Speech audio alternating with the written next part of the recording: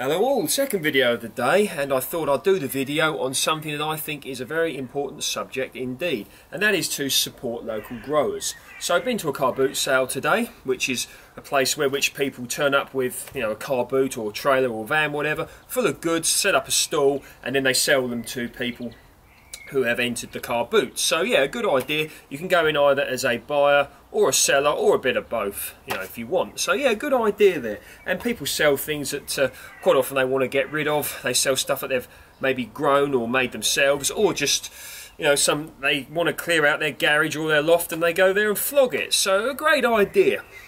Very good indeed. Pitches tend to be relatively cheap. A little bit more if you've got a van or a trailer. Bit cheaper if you've got a car, but yeah, certainly worth looking into if that's your thing. And someone was selling these locally produced strawberries. So very nice strawberries indeed. All different shapes and sizes, so a little bit of variety there. Just like people, really. But yeah, so with regards to supporting your local growers, what you've got to remember is if these people aren't supported and they can't make money, they will disappear. So for example, if you have got a apple orchard or a strawberry farm, whatever they're growing near you, and you like driving past it and you go, oh, look at that, there's a few thousand cherry or apple trees there, don't they look beautiful? You've got to remember that that farmer will more than likely be able to make more money in one sale of that land to a property developer than he will from years and years of selling produce from it, and probably with a lot less aggro as well. So remember that. So you must support them if you want them to continue. End of the day, if someone doesn't buy it, then it won't be produced unless it's being produced at a loss or a charitable cause, but that's an entirely different subject. But it's very, very unlikely indeed that your small-time grower, or indeed your larger-time grower, will produce it if they're not making any money out of it. Because you think of the costs involved, the labour costs, you've got to pay your taxes on your land, whatever that may be, or not. So lots of things you have got to consider there. But yeah, looking at these, they're very nice strawberries, and picked up some potatoes as well. Let me show you these.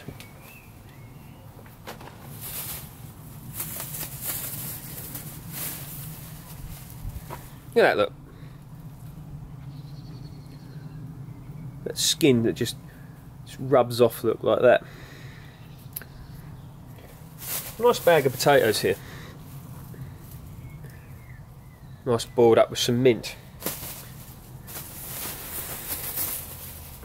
So one good thing is I've seen in some local supermarkets now as well, in a co-op, etc.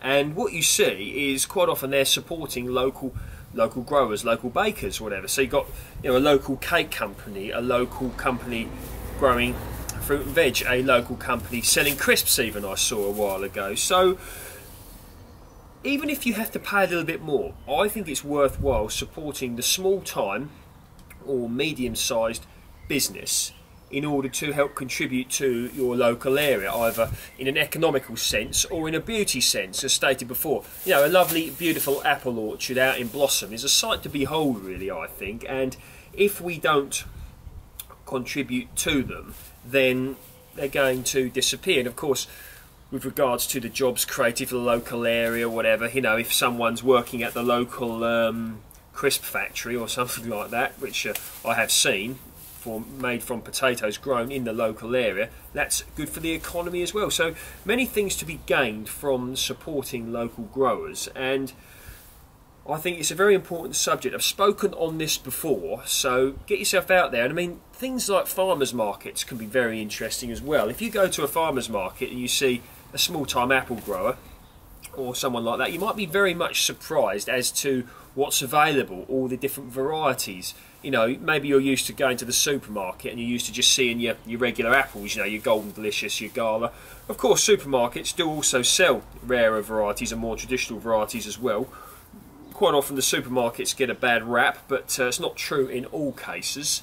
But get yourself there and just have a look and have a chat to the people that are growing it, that are selling it. A little bit about what makes them tick. And I think that a lot can be gleaned from that, and it can be very fascinating. I mean, I think I read up on an apple called Pig Snout. Yeah, Pig Snout, something like that. A variety from the West Country.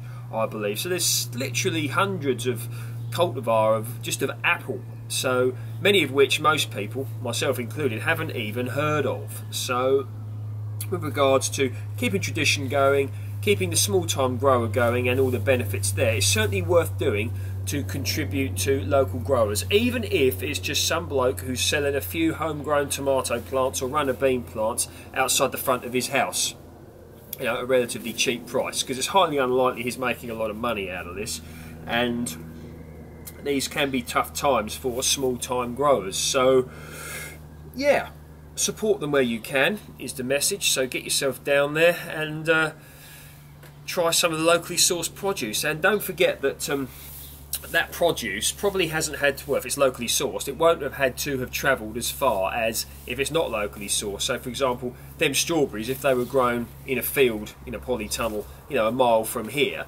chances are they can be picked a little bit fresher, they may have retained a little bit more of their taste and not had to travel so far. So what do they call it, the carbon footprint and all that, there's a benefit on that. Of course, if you're buying strawberries that are grown over there as opposed to being grown 200 or 300 miles up the country, you know, it's going to help to contribute with improving road congestion, it's going to help to improve wear and tear on vehicles. You get the idea. Support your local grower. So I hope you enjoyed that video.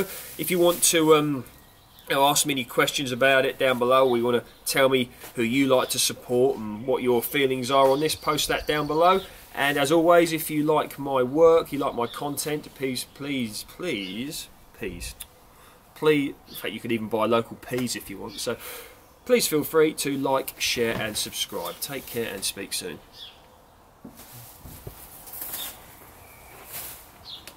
And we'll just have a final pause here for the thumbnail.